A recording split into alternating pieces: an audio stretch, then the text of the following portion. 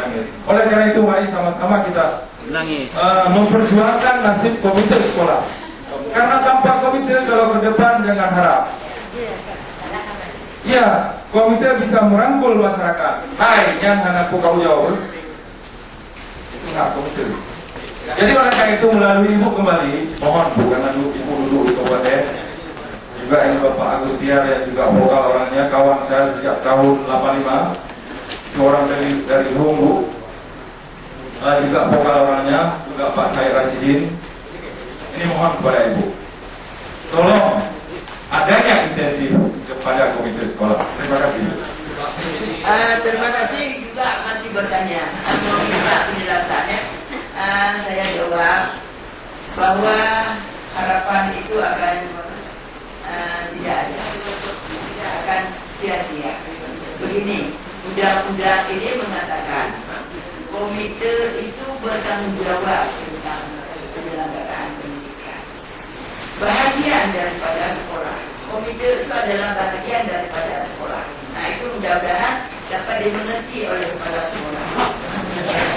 Komite itu adalah bahagian daripada mitra daripada kepala sekolah.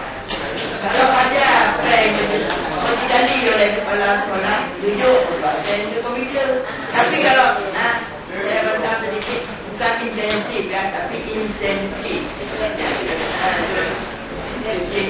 Insentif ya. Jadi yang namanya insentif tidak ada.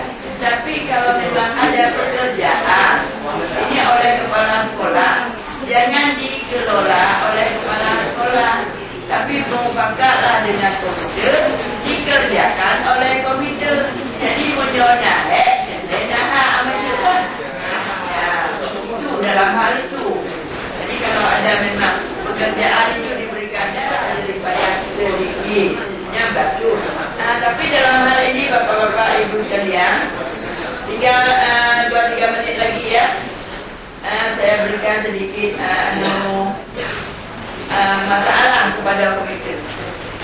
Yang menjadi anggota komite itu adalah bisa perorangan, bisa yang anaknya ada di sekolah, bisa yang tidak ada anaknya di sekolah, tetapi bisa orang tokoh masyarakat,